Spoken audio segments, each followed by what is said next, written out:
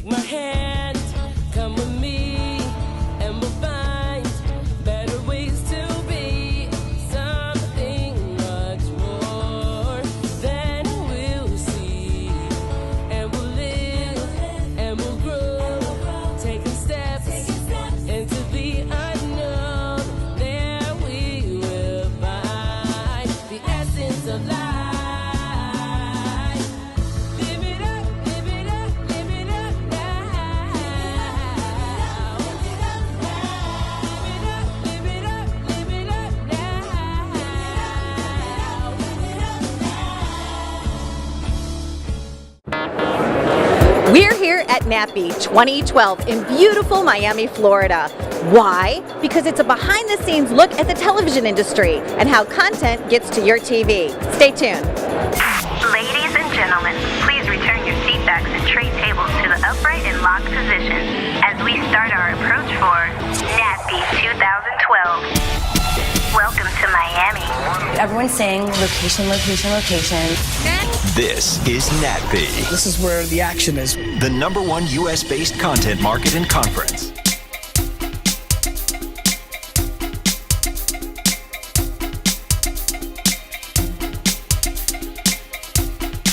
I'm here with the cast members of Femme Fatales, and let me tell you, they're killer women and killer personalities.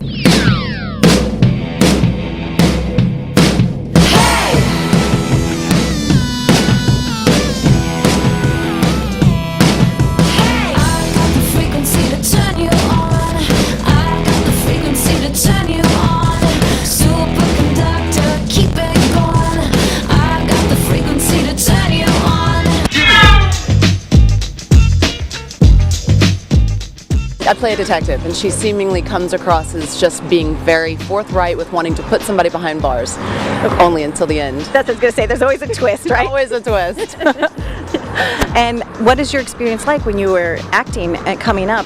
Was it a moment, at what age did you know you said, this is what I want to do for a career? Well, I was actually a professional dancer for the first part of my career. I was a rockette in New York at Radio City and danced on Broadway, and then, I got this opportunity to audition for Law & Order, and I went to set, and I was terrified, because of course I was with the two lead actors on the show at the time, and just shaking in my boots. And when the director yelled action, it was like I zoomed in and was that person in that moment, in that bar, playing that waitress, and I fell in love. And that was it? That was it.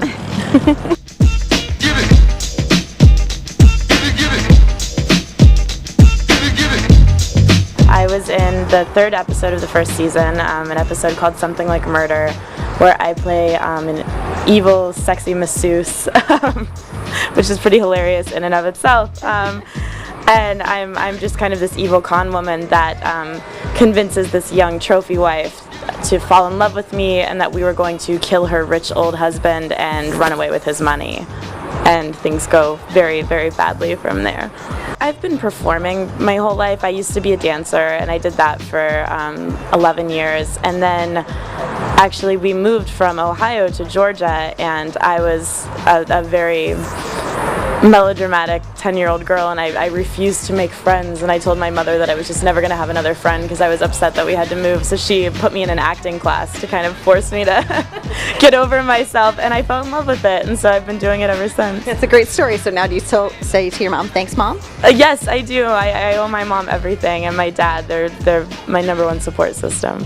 What's so amazing is you guys have these set of almost like baseball cards, playing cards. Playing cards. It was a nice little thing to have at NAPPY here. We can hand them out, and actually people were loving them, just in terms of a nice little PR sort of thing for us, and people get to know our characters a little bit and look forward to us. I'm in second season, so nobody's seen me yet, so this was a nice way to kind of get the word out. And so here she is. Yeah, Exactly. they're really, really cute. Yeah, this was one of the most fantastic experiences I'd had. I come from a comedy background, and I really wanted to start doing action, and I had produced a short film that's an action thriller, and we got a lot of play and film festivals this year, and then out of the blue I ended up booking Femme Fatales, which is right up that alley, and I actually got to do a little comedy and a little action. It was the most perfect combination, and really the producers of the show could not be more amazing. It was the most really just peaceful, lovely, fun set I've worked on, and everyone's real supportive. And the fact that they're able to bring all of us women together who didn't really know each other,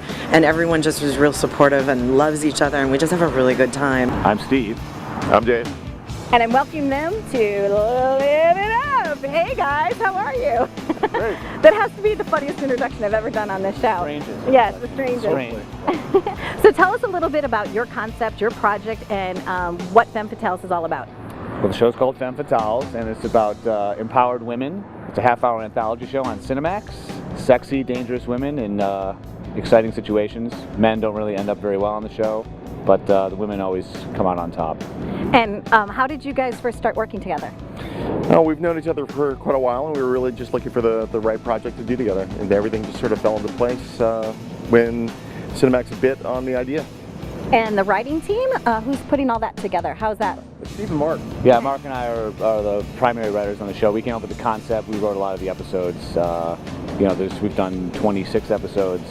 So we bring in a lot of friends of ours, and people hear about the show, and it's probably the most creative freedom a lot of TV writers have had, because it's all new characters every episode. It's anthology style, so it's almost like little mini movies done in like a half hour.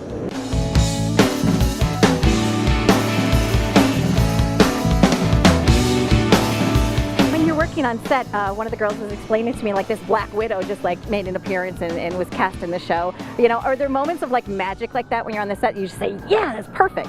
Well, that was a really perfect example. We were actually shooting an episode called Girls Gone Dead, and it was supposed to be a sorority house. And we were filming in this 100-year-old mansion up in the hills above downtown Los Angeles. And they were shooting around, this really rundown place. And suddenly this Black Widow just dropped right out of the ceiling, and the cameraman swung around and got it, and it worked perfectly into the episode. I would say that no Black Widows were injured during the making of that episode. And you didn't have to, pay them royalties or anything, right? Fortunately, no. Well, I worked in the first season when nobody really knew what was going on. And it was really great. I mean, I show up, everybody was very professional. The story was amazing. I did like a sorority, it was called Girls Gone Dead. It's like the sorority girls gone wild type of episode. Where we get a little bit of a revenge on somebody who wasn't so nice to you, right? Wasn't so nice to us. And I got to murder somebody for the first time, and so. What was it like handling the different props and the different costumes, and were there any challenges along the way for you? Actually, I did have, they had like the real, I used a hammer, a real hammer, and then there's like a rubber version, and I had to put it like in my skirt in the back so that they revealed that there was a hammer there, and the real one kept falling down, like falling out of my skirt. But I mean, if that's the worst of my problems, then it was a great experience, My character's name is Tiffany, and I am a femme fatale, and I'm a vindictive sorority girl, where I with some of my best friends that you will also meet, Madison and Melissa, we're sorority girls that have been wronged by a sleazy producer, so we take revenge. We're like, we're not going to take this sitting down, you're in trouble. And we enjoy it so much that we go after other guys later in the other episodes. It's fun, I guess, the first taste of death, would you say? I don't know. Exactly, when you first taste blood, it changes you. Just to warn you. Yeah. Scary. Now tell us about your episode and some of the fun that you had playing your character. Well, my character is Nicole Ryan, and from the first season, my father was the mob boss, and he dies at the end of the first season. And as you know, it's an anthology show, so it's not really linear storytelling, but it's individual episodes. And my father was killed in the first season, so I take over the family business, which is what the episode is called. It's called Family Business, and I'm the new mob boss in Cuesta Verde.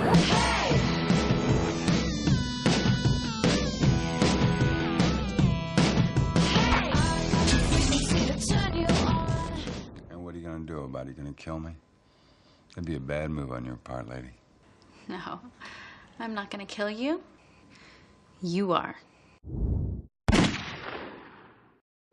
don't you say it's a lover, 'cause it's a lie, it's not true.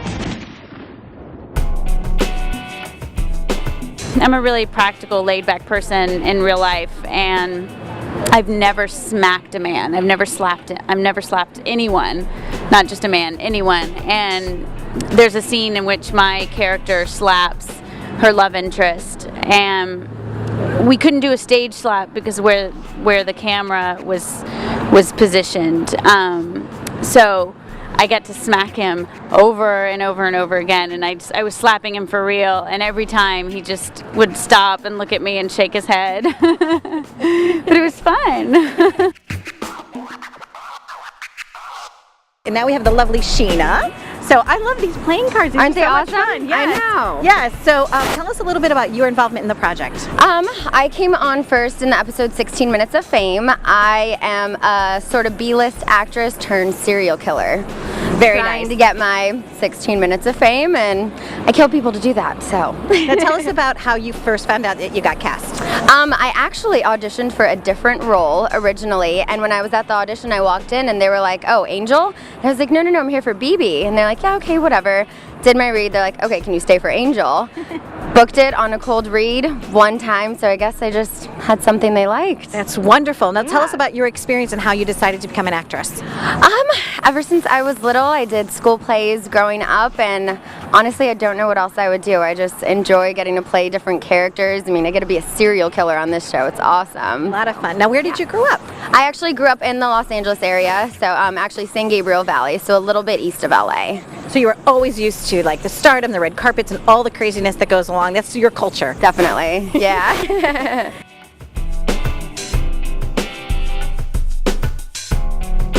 I fell in love with my character, and it's actually my dream come true because she plays this very ditzy, dumb act, and she actually is very smart in the episode. And you know, when I first started doing it, my character was just the kind of the dumb girl, but they had written it like halfway through, making it so I was actually the smart person, coming up with the plots and the schemes, and the rest was just like a cover-up. History. Yay, Yes, I love that. cover-up. It was a lot of fun though, and it's really fun because my character comes back in future episodes and comes up with the same kind of things, like plots and schemes to like help out, like kill a new guy maybe that's wronged them in the past, which is very, very cool. And these guys have been such great people, and I've met the most wonderful girls, which you've met too, and it's been a fantastic time, really.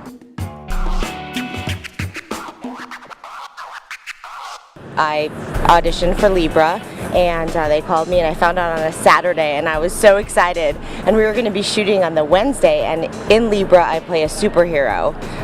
So I'm like this self-made vigilante, so I do a lot of fighting in the episode, and so I went to fight training the next day to prepare for it. So I was so excited.